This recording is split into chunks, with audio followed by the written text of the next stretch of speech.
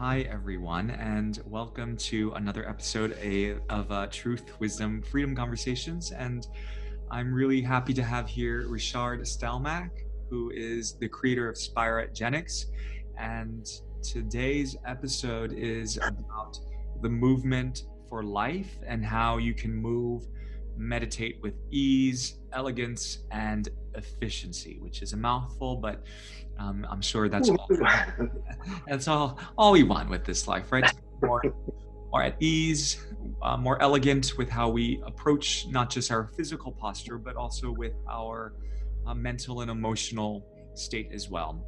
And of course, with efficiency. And so, me being someone who comes from a movement background, from theater and performance, I very much resonate with your message, Ryszard. And I would love for you to maybe start us off and talk a little bit about your journey as a movement practitioner. And I know you've done a lot of Alexander and Feldenkrais and Tai Chi and yoga and all this wonderful stuff. So maybe you want to tell us how you got into your movement journey. Okay, well, firstly, thank you, Jonathan, for having me here. I know it's a little hiccup to get started. I've got a small me I can see on the screen. But look, I started movement training firstly through learning kinesiology. I became a touch for health instructor in the early 80s, one of Australia's first instructors. And that led me into a decade of Sydney in the 80s of looking at kinesiology, Tai Chi, yoga. And then I did one of the first unauthorized Feldenkrais trainings with Frank Wildman. It was once a month over a 3-year period. And that really did something to reorganize the body. It's a beautiful method, and it's kind of stayed with me ever since. So I guess probably from the 80s, looking at so many options, and also looking at meditation, yoga, the whole gamut was a really open-ended field, and I was so excited to get into holistic health training and body work, kinesiology, you name it. I kind of went for it back then. Slowed down a lot now, 30, 40 years later, but still I come back to the essence of what it's all about with the body, because over the years I've just seen so much going on with body, people moving awkwardly and with pain, all that sort of stuff through limitation. And many years ago, I started as a kinesiologist. I started muscle testing what these movements and movement systems are actually doing to people. And to my surprise, I found a lot of them were actually switching off the energy, weakening muscles. And that started me investigating into, well, what's going on here, and realizing that it was the spiral movement that we need to reconnect to our natural inherent movement potential, capability, to get the body energy switch back on. And that was a difference what started for me creating the Spiragenic system, which is how you can move in harmony instead of always moving against the flow of life and harming yourself, which is a huge, huge thing. And so I didn't see a system out there that was doing that, so I created my own. And that's how that sort of started. And I do, movement, and that also comes to meditation, where I was probably like yourself and a lot of us on this journey. I started with, sitting still and having teachers tell me, to chant here, put my focus here, or chant this mantra. 10 years I was with the Sufi master in Sydney as well in the 80s. And one of the, I guess there's a teacher back in the 90s that I came across that introduced me to the spontaneous movement flowing meditation, which I really love because of my involvement with, the somatic disciplines, from Feldenkrais, and I did a lot of the Alexander training as well with people, getting me out of the chair and, all the information there.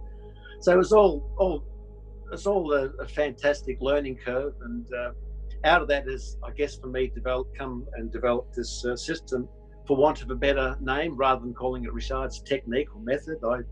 I chose Spiragenics. It has the same goal or aim as yoga. As we know, yoga means union.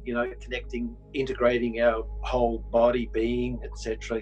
Mind, emotions, and the spiral movement is, again, it connotates the fact that we can begin a new foundation or movement that enables us to move in harmony with our whole body, being, and the movement of life itself. Yeah. And so that's where I sort of fit in and have a newer offering on the scene, as you were. So I shy away from yoga as such, and I'm sort of more in alignment with the somatic, sort of more the Feldenkrais approach, even though I don't call myself a Feldenkrais practitioner. I guess I'm a student of Feldenkrais, having done it, over many moons, and I never did do the 4-year training. It's a long-winded training, so I certainly applaud anyone that has done that. It's a wonderful immersion into the body, and way of retuning your instrument, the body, the voice, you name it. It's incredible. And I also have to add, that after doing the initial training of Moshe's work through Frank Wildman, I actually couldn't do yoga after that. It was like, wow, this is so simple. It's turn your head and move your eyes the opposite and do these funny movements. But I noticed such a shift in my own being and physical that, okay, this is interesting. And the similar thing occurred when I started spontaneous movement. In other words, let go, let God, feel into what's happening here and wait for the movements to arise. And that was a whole different experience, So instead of moving, you were moved. And that introduced a whole nother level of movement, which I now introduced in Spiragenics as the third world of movement, the movement of life itself. Yeah. And it's beautiful what you were talking about with your journey from more linear paths of movement, like Pilates, like yoga, which can be, this is a straight line. You get from point A to point B by doing these things, and it's quite mathematical. And when we start talking about spirals through Feldenkrais for spinal movements, and for those of you who are listening and you're not familiar with the Alexander technique and the Feldenkrais method, they're methods of movement designed and created by these people named Alexander and Feldenkrais, who had these very traumatic experiences with Alexander was an actor who lost his voice on stage, and Feldenkrais went through a physical accident, and instead of going through a conventional way of rehabbing themselves, they designed a new pathway to discover how somatically they can rectify the things that were out of balance. And that was through a lot of inquiry-based training into the body. And another way we talk about that is through the word soma, of the body, somatics. And that's what Ryszard's talking about when he's talking about Alexander and Feldenkrais. And my own experience with Alexander and Feldenkrais was that I was having very deep emotional experiences, not necessarily understanding it when I was going through acting training in conservatory. I would have these spontaneous fits of laughter, and then I would go into a deep cry, a very ugly, snotty cry. And I would go between these massive releases emotionally because the practitioner very simply offered a suggestion by either touching my neck or by, placing fingers on shoulders or adding pressure slightly here or there, and then asking a question like, what if it were that you could lengthen a little bit more, create more space this way, horizontally or vertically? And it was just by imagining what the answer could be that the body had a response. And I think that's the most powerful thing about somatics that then eventually lead to a spontaneous awakening of movement, as you put it. So maybe you can talk a little bit about something that is more structured, like yoga, that has a very specific recipe towards attaining something, and then moving to, because I have had my experiences of spontaneous movement from various Qigong masters, right? So it's form and formlessness, something that is rigid, and then something that is completely no rules, right? So what is your journey from structured to formless movement? Yeah, good question. Well, I think we all grow up with a structure, from childhood. We're at school we're taught to have a certain form and structure through standing, the way you do things. I guess for me, doing yoga and different methods, there was certainly form in there. coming into I guess for me the underlying pinning of coming into a formlessness is a letting go concept, or a letting go process. And I know that in Qigong and Tai Chi, they have that sort of the Chinese have this form of spontaneous movement as well. So in the yoga system, it would be called Sahaj, or even sometimes referred to as Kundalini yoga. So there's different names and variations for that. So there's I guess you can, the two play hand in hand in the context of in the system that I've created. The form is that there is 7 primary postures. You know, how do we sit? How do we stand? How do I go from the standing to a sitting, either on the chair or onto the floor?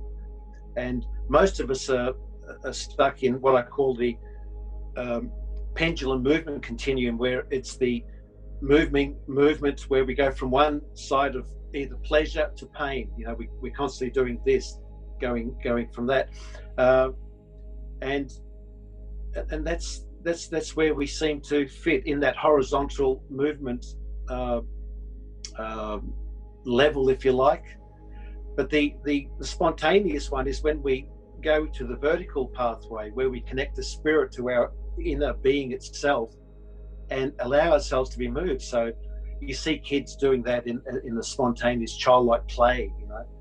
So there's the simple thing of play, or of just if you wanted to bring it down into more of a spiritual, which I experienced in a sense of waiting, you know, surrendering, waiting, and then it's kind of like an initiation, having a teacher there that has experienced many years of this particular process, a bit like having a Tai Chi or a Qigong teacher doing it. Something out of the blue happened, because, you know, I'm used to, my whole idea of concept of meditating was you got to sit still, you got to do this. So in other words, using the mind. So you can use it, it's kind of left brain there, to use it for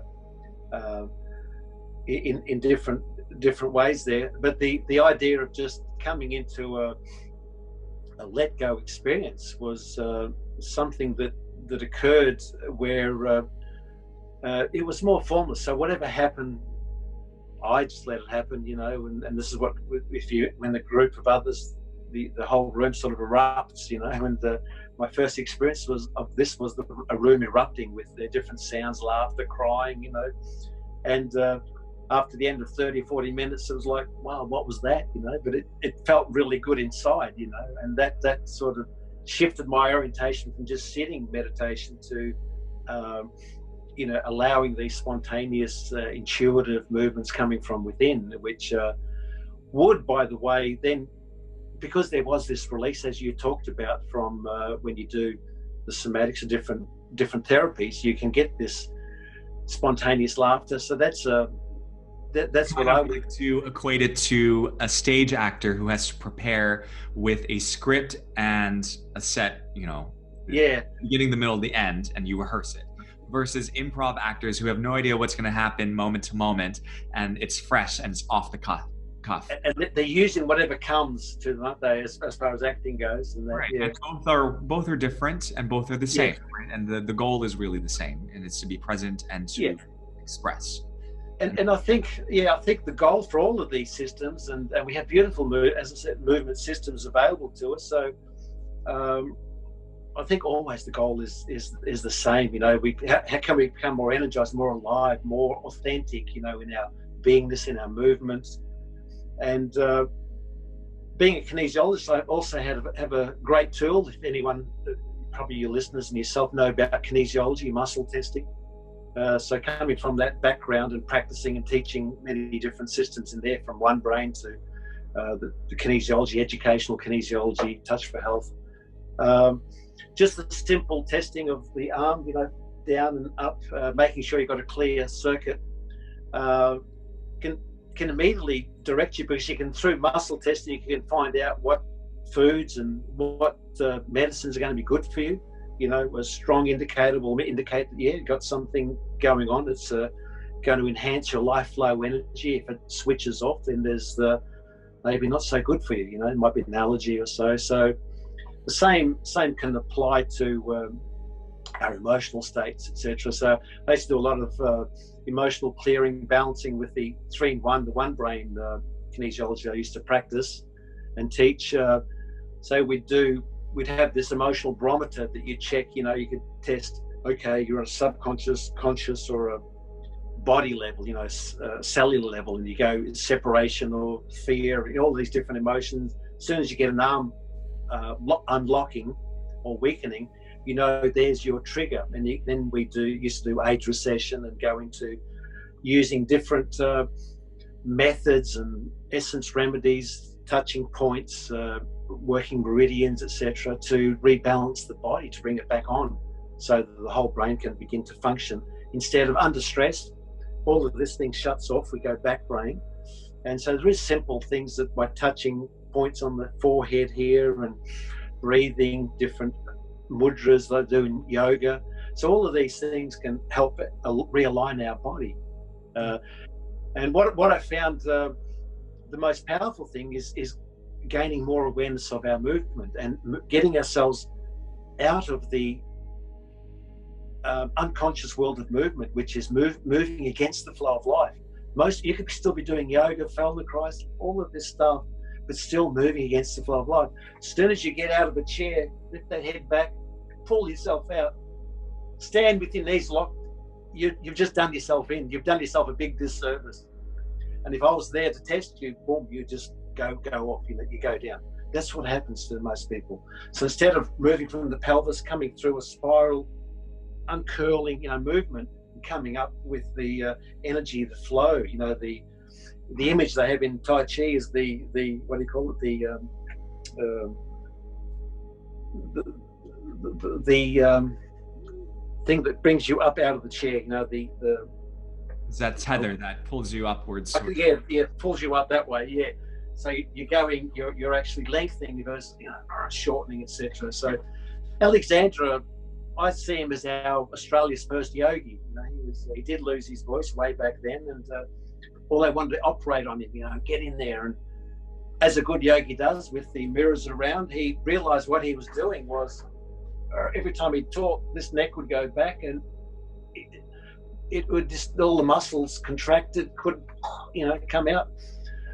So to retrain himself, what he did was the neck was going back, head forward, shoulders widening, back lengthening. Those 3 little affirmations was enough to get him out of a chair and start reorganizing his whole body. And that became the start of the famous Alexander technique, which I'm sure as an actor and Shakespeare, all actors had to study it. And for me, those simple affirmations had a whole emotional life that was very surprising to me, because it actually opened up some emotional triggers from the past when I had to lengthen my neck, because I clamped my neck down because I was holding on to certain traumas that I didn't want to re-experience.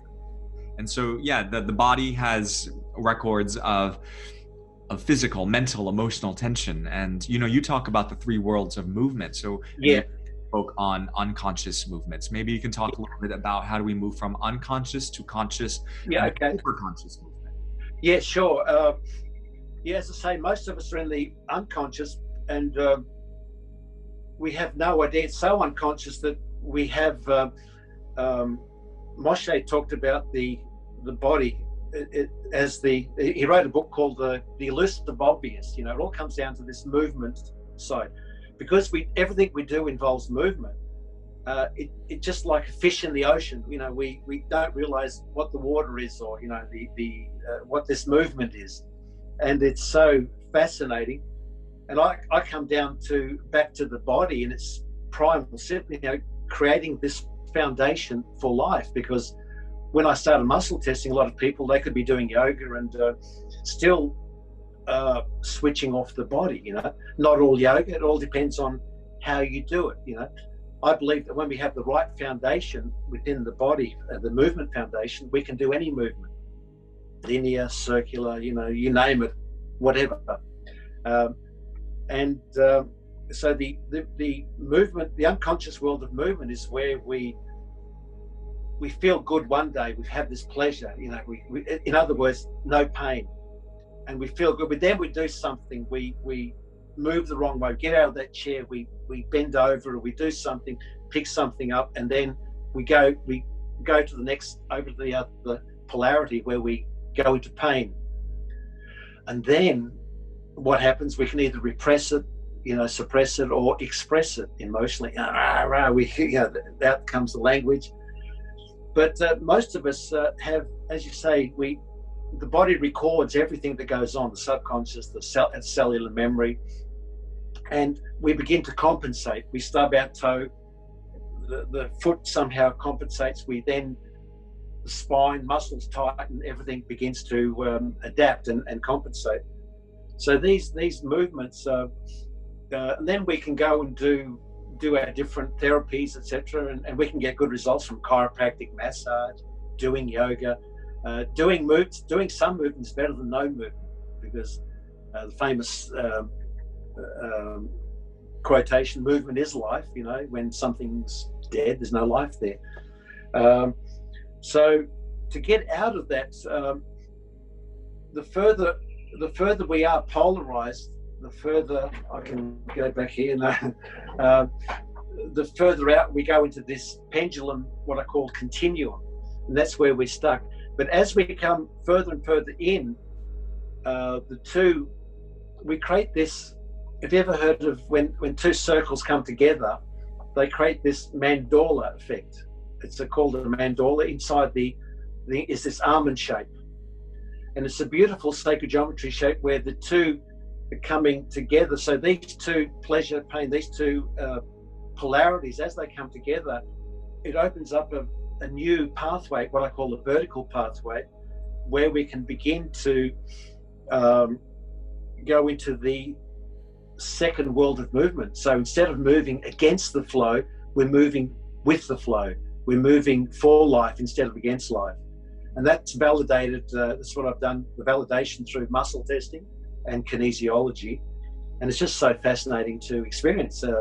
In other words, instead of getting out of the chair this way, or just as another example, if I was to show you, get your audience to lift up an arm, most of us will lift it up in a linear way and stretch, and you can just have a go at this yourself. If I lift this up and stretch, I get a sort of a disconnected connection from my shoulder blade up to the arm. But if I begin to just start to bring this from the wrist, elbow, bringing it up in here, all of a sudden I get a very different open-ended, open movement in there, which is the spiral movement, vertical spiral movement of the arm, which is like an overarm or underarm movement in there, which you see in Tai Chi and the whole gamut. So we can micro movement or to big movement. So we start off slow, but when I do this movement, I get it opens up a thing where I can actually, the muscles will stay on. And that's how I know the difference between, if you were to get yourself tested, or you can do your own test yourself through this process of testing muscles. You got your quadriceps, arm muscles, etc. It's nice to have somebody else to check in, see how you're going.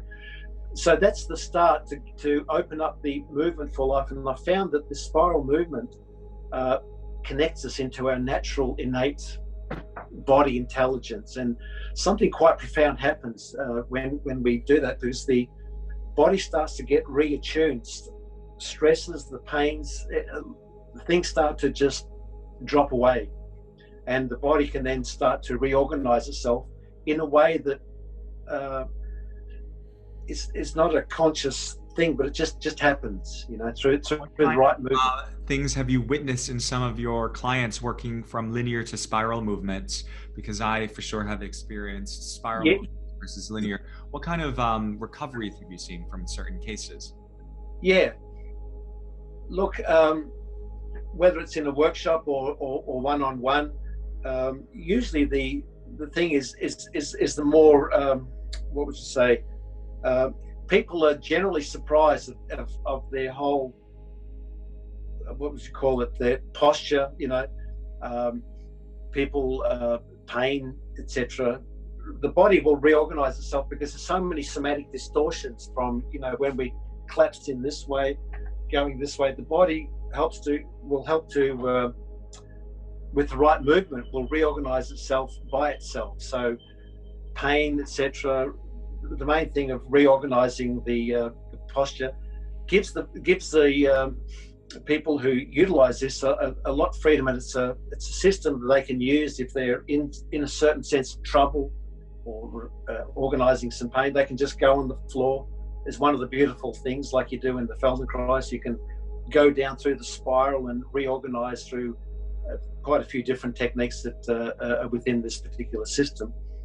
So yeah, it's there's a lot that goes on with it. Yeah. Let's talk a little bit about well-being. I know that well-being is a very big term, and there's a lot that it carries within it. And so how do you envision movement, especially more spiral-based movements? Yeah. How does that improve our overall sense of well-being? Yeah. Well, we all know how important organic nutrition is. Organic foods. One of the most important and missing elements is the organic nutritional movement itself, the spiral movement. It becomes like a nutrient that the body needs. So as soon as I begin to go into a spiral movement, and it's been incorporated in every culture, from dance to belly dancing, Tai Chi, you name it, all this movement. There's a reason for that. It does something. It re-energizes, it reharmonizes, it resets the system, so that whatever nutrition, whatever things you're taking in the body, it actually helps to get them moved correctly, through the blood, through the whole lymph, by getting the system naturally reattuned, without all the effort, without all the hoo-ha and stuff. It's quite a amazing thing. That's the whole thing, really, isn't it? It's efficiency. I mean, the Milky Way spirals, roses are spiraled. It's efficiency. Nature is, if you look into a leaf, everything is formed in a spiral. Everything, we weren't designed necessarily to sit at a desk for 12 hours, right? No. So just knowing how to get out of a chair, do a few spiral movements, come back down.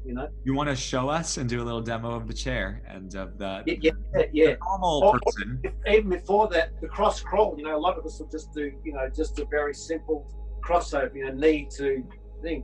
But if I was able to do a spiral arm movement there, it gives you a whole different range and movement in there of crossover crawl.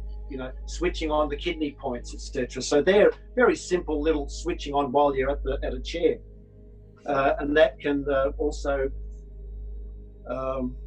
occur. Now, so getting out of a chair, there's many variations of getting out of a chair, but a simple one would, a lot of us move from the chest there, so that the this happens, the chest, and there.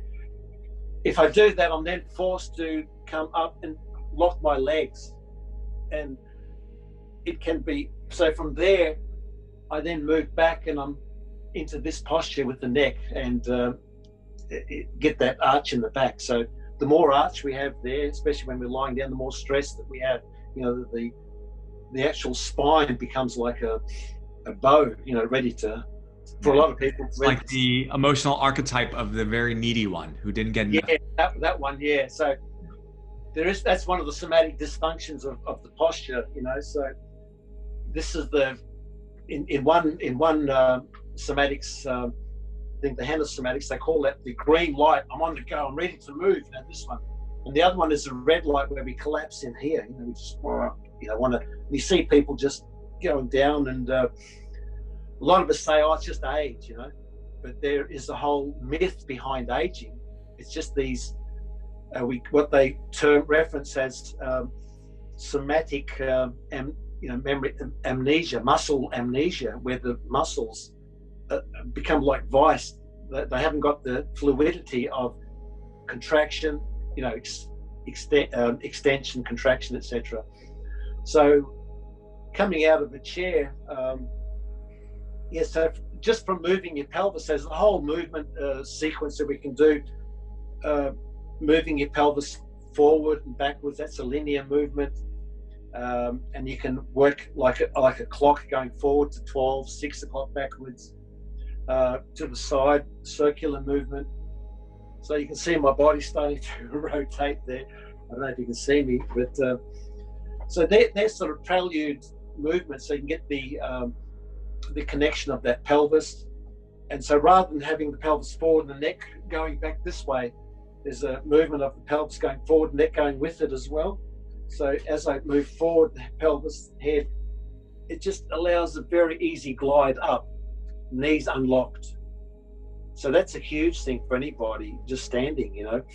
And so we start our movement from standing, not with the legs locked like they and together in yoga, more like Tai Chi, hips width apart, you know, bent slightly, feet apart.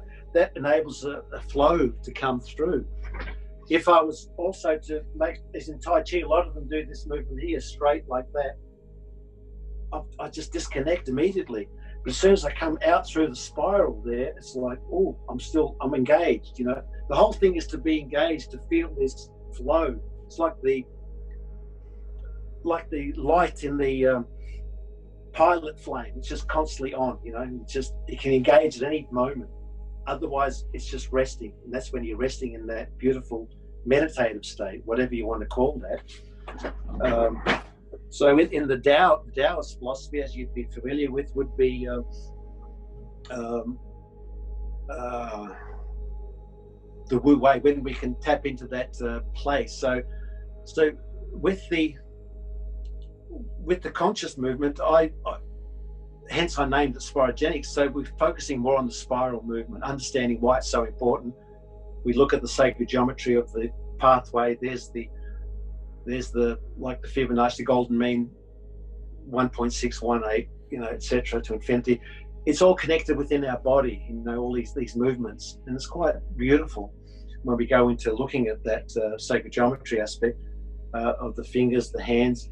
So even with breathing, we can open up like a yogic breath through a spiral breath, just by breathing in, opening the hands, and then just releasing, breathing out, and it just really activates the whole breath mechanism there. So that's one of the spiral breathing modes.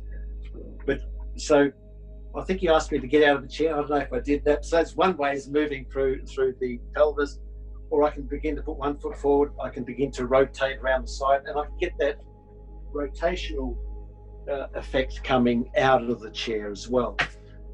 So that's one thing that we do quite a bit of work in. Chair essentials, you know, really acknowledging what's going to happen when you push your foot down, you know, when you move your pelvis, what happens here, you know, turning your shoulder. And I think it's really important to build that awareness, because most people, when they're seated at a chair, their association is only with their front body and paying attention to the screen. So we've people in society sitting at a chair to always be forward thinking and not in the present moment. So they lose connection to their side seams, connection to the rotational capacity of the spine. And the spine really needs the rotational spiral aspect to movement, all of the things that we don't need, right? In order to like unwinding, unringing it. It's true, yeah. And a lot of us, if we're on a computer, you know, we get this, and then our muscles go into a locked position in there, and then we think this is normal. You know, the shoulders are up, and then somebody says they're up. We've got to try and pull them down. You know, so all these rotational movements, moving the joints, there's just so many wonderful things that we can do. You know, but ultimately it comes down to we can. So all these systems, somatics, you know, like Feldenkrais, the yoga, Tai Chi, all of these teach us more about our body tuning in. Movement for life is really so important, but what happens is it gets missed in the everyday movements, getting in the chair, getting onto the floor itself. So when you do yoga or Tai Chi sort of you're more standing all the time, but I've seen this plenty of times. I've seen people do magnificent things on the yoga mat, and as soon as they get up and they leave the room, yeah, they turn into... they're just gone. Yeah, I know, they're beautiful, but I used to see the same thing in yoga and meditation, and we do this free flow meditation, and everyone's laying there after, just oohing and ahhing and crying and laughing, and then they get up. The first thing they do when they get up from laying down, the head goes up and jerk themselves up in a linear position. And I used to watch it, and you could feel it after a while. It's like, oh, that doesn't feel too good. And I used to always, from my original early Feldenkrais training, would go up through the spiral, way from the floor. A bit hard to show you on here, but there is ways you can do it. It's a beautiful thing. So that when you come down, there's a difference in orientation, and this is a key point where if I was to come down onto the floor from standing, just there I go from this, straight down. I immediately go from imbalance to imbalance, and that's what's happening. We're always moving either towards balance or imbalance, and most of us are accumulating compounding stress interest from the way we sit, the way we stand, even stretch, do all this stuff. And unfortunately, it does the body. That's why we stay in this pendulum. We feel good sometimes, and then we do something, and But what if we didn't have to? What if we went to a practitioner to say, "Can you amp up the joy levels, please? I'm feeling good, but I want to feel extra. More bliss." That would be something. Instead of most of us come in for get rid of this pain. That's what we want to do. Get rid of the pain. So there is something with the movement for life where we are actually begin to move. Because the key with all this is in every moment you're either moving in harmony or harming yourself. And that's the distinction that Spiragenics, I feel, has. It has an edge over a lot of the other systems out there, mainly because I do the muscle testing. And do you work with belief systems as well? Because in my experience working with people, a lot of postural habits that they form are very much entwined with emotional beliefs. Yeah, we do. So the first step that I have to work with is the movement foundation, because that's the foundation. But I have another component on kinesiology and emotional integration, freedom, which we do address, beliefs. I can move with freedom and ease, well, no, you can't, etc. But a lot of these gets addressed just in the movement side itself. Like Feldenkrais doesn't use any of that stuff, no muscle testing. It's just a very movement orientated system. Because I've come from such an eclectic, wide background, I like to incorporate a little bit more of the beliefs, as you say, the psychology, and looking at when something does come up. You've got some tools to unravel, to unpack and to let it go. So then how do we move from this conscious spiraling movement to super conscious movement? Would that be movement that is more spontaneous? Is that so there's the next level of movement, and I call it the third world of movement, and this opens up a new movement operating system. And so another analogy of this is the computer operating systems. We have Linux and Apple, etc. Apparently with the Linux, this is a computer geek was sharing this with me once, and I was sharing about Spiragenics. He said, it reminds me of a computer, the operating systems. And he said, Linus Torving once said that, Mac and all these other systems, and they're not evil, they just make crappy operating systems. There's just the way it is. So you have apparently less trouble with a Linus. I don't even operate a Linus, but that's what I've heard, and so there's something with this that when we're in the first world of movement, moving against the flow of life, we're in the movement operating system where that's what that system is. We're unbeknownst to us when we learn yoga or do a lot of other systems and movement. If I'm already tuned or have that operating system, and it's not a spiral one, it will quickly go in and out of pleasure, pain. The second one is the movement operating system of a more conscious moving for life.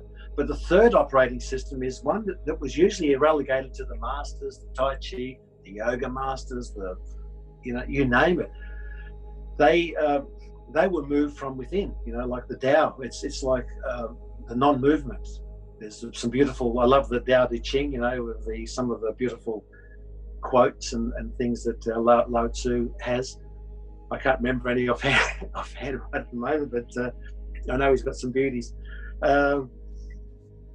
Now, what enabled me to tap into this new or other world of movement, which normally gets lost, is through this letting go, letting God, through this activation of another form of meditation where it became spontaneous. I had a wonderful spontaneous experience with a Qigong Kung Fu master who worked energetically around me to support my field. And I started energetically moving and doing these ancient iron fist, monkey, phoenix, whatever, crane, dragon. I was doing all these things that I didn't necessarily know from a cognitive way. I knew in a muscular, energetic, kinesthetic way. And so my body was just creating these shapes. And I was doing all of these Kung Fu forms that I didn't learn that anywhere, but it was in the moment of spontaneous through energetic activation. So I know it's possible, and it's quite freeing, because the way that we're conditioned to learn things in society is very much, okay, monkey see, monkey do. Someone shows you how to lift your arm, so everybody lift your arm. That's how children are taught in school. Repeat after me. This is how you conjugate a sentence, right? And so because we've been conditioned to learn by following someone who is rote learning or imitation, This is it. I mean, there's a benefit to that, but there's also a limitation in that style of learning. And when this Qigong master said, we're going to learn something, we're going to learn a flow. Have you do it. I was expecting that he was going to teach me the choreography, and then I was going to copy along. He was like, all right, off you go. And he's standing around me just playing with the field of energy, and all of a sudden I just started moving. Right. So I think it's a very foreign concept for people who are not. For most people, it is. But what is the benefit of looking at the world from a spontaneous lens? Well, it's a practice that you can do, like you can do it in Qigong or in Tai Chi. I know the spontaneous Qigong. Through this particular system, by being opening ourselves up into, and this is where it becomes different, because most of us think about meditation, we think about going within, We can either, so that the first world of movement, the unconscious, we go without, everything's out there, But then we go more conscious, the connection is within. And I've coined a slightly different way of doing that with the third world of movement. So instead of going without or within, we come from within. So it's a totally different orientation. The integration of the both? Pardon? It's the integration of the both? It is the integration of the both. You need the going within or going without, but everything is within us anyway. We don't have to go there, because think about, I've spent,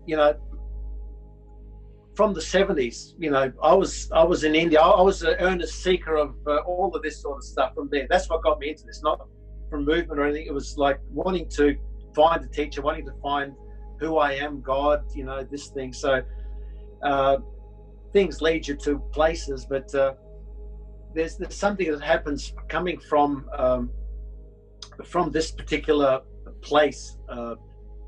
So by coming from within, it's all within. They'll say the kingdom is within, the heaven, everything is within. But how many of us can actually go there? And they say in the Taoists or in the thing, let go of the mind. How many of us can let go of the mind? We're so conditioned with this receiver, all the stuff that we've been programmed since conception. It's all in there. So I know it's a very difficult thing. I've tried for years, and I'd spent 10 years seriously. Before that, I was studying Buddhism, yoga, meditations, and doing all these exercises that my guru had taught me, malas and breath and visualization. But it wasn't until I actually let go of all that and became, really just had no idea what was going to happen. And within, a vibration started emerging, this boom. And I was in awe just watching a movement emerge, like what you were saying. And that movement led to sounds, dance. Over the years, it has led to different, like kung fu and karate sort of movements.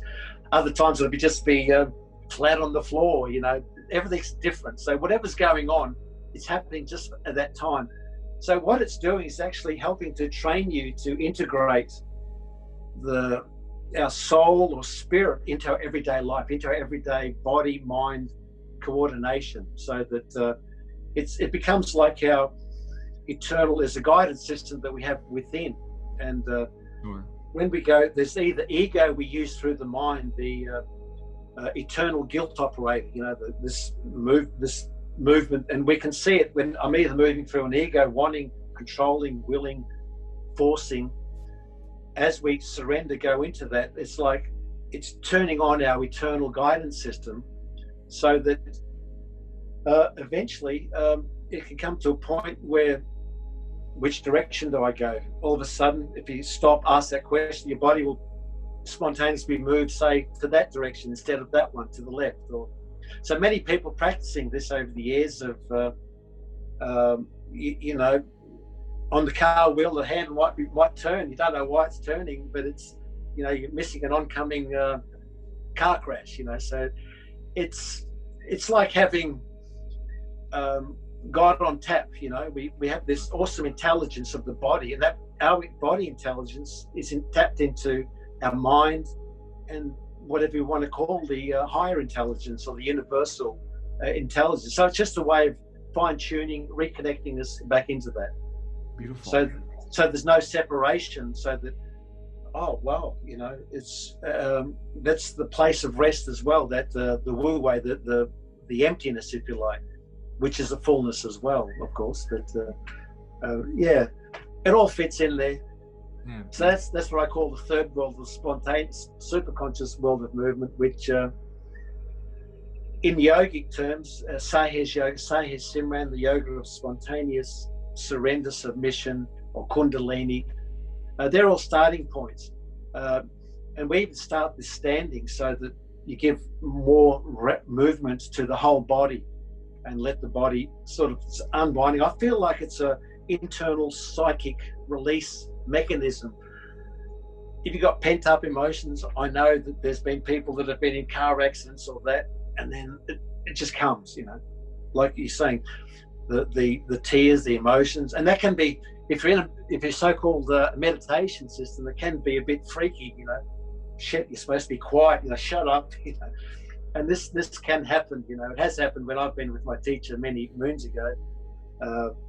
For instance, one time there was people that had learned how to meditate through reading books, and you've got to be still, and this couple were just sitting there still, and every time the husband would want to go to sleep, the wife would give him a bash, hey, beat, wake up, and then it'd be saying, no, let him go to sleep, so first session, sleep, second session, sleep, third session, movements start coming. So you need to go through that sleep to go to the next level of higher level of integration and organization, if you like.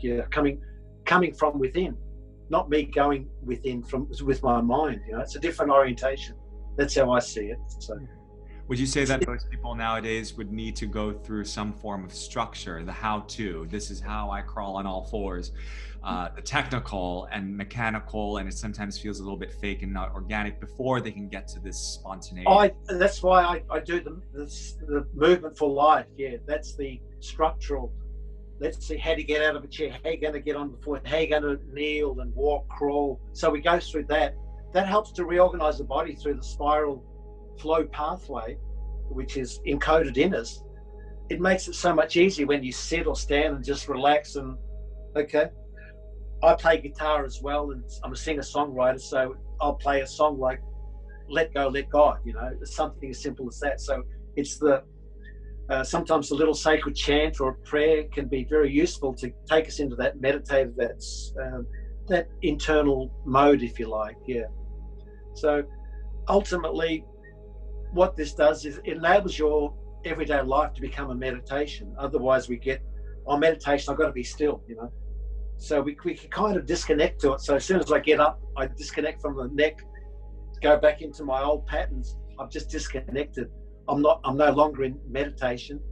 And the very word meditation, if you go into the anagram itself, it has the words no mind, no time you can make up out of it, or die to the mind. So it tells us the meaning of the word within the word itself, the anagram, when you can make words out of words.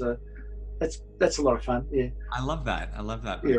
I think oftentimes when we think meditation, we become very disembodied because we're trying to pursue a concept instead of actually living and experiencing the process, being embodied. Yeah. And what I say embodied. But a lot of us, when you have to focus here or there, we disconnect. A lot of the Indian yogis taught us to go up, to the chakras, go up here, and we disconnect from our our grounding there. That's why I like a lot of the Tai Chi, the Taoist approach, connecting, embodiment.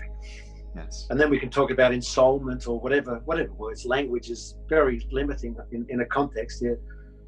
But so it's all about, like what you're doing and myself is just giving people some pointers and some clues and how they can make their lives more enjoyable, really feel at home in their body, because if you're not feeling home here, then it must be a horrible thing, wanting to get out, disconnect, and have all those lifts and what do you call it these days? So many people getting all of their body parts not just tuned up, but like a panel beater, go and get the different things shaped up and chiseled and reshaped. Gotcha. Yeah. Totally understand. Well, thank you so much for sharing all of your insights and your wisdom and your enthusiasm and passion for movement and the ease and all that you exude as someone. Thank you. Yeah. It was a lot of fun. Yeah. Even though we've gone in the small screen, but that's the way it goes. At least there's no buzzing with the computer sound. So all good. Also, if you wanted to, any listeners, they can just log on to my website, spiragenics.com, or send an email, spiragenics@yahoo.com, which is on my webpage. I'm happy to send a little introductory email, sort of not an email, a booklet about what it is with some of the exercises in it as well, so you can get a taste of what I'm talking about. Beautiful. Yeah. So if you want to check it out, it's spiragenics.com, spiragenics.com. Yeah. And if you want that from Ryszard, he will send you that. Yeah. Send me a little notification via the email and stuff, and I can send you some little booklet. I'll have to get my landing pages all geared up a bit better, but anyway, at the moment they're not. Yeah. Beautiful. Well, thank you so much, and I really appreciate your time and for your sharing. Thank you, Jonathan. Yeah. All right. All right. Goodbye now. Thank you so much. Okay. Good night. Bye-bye. Bye.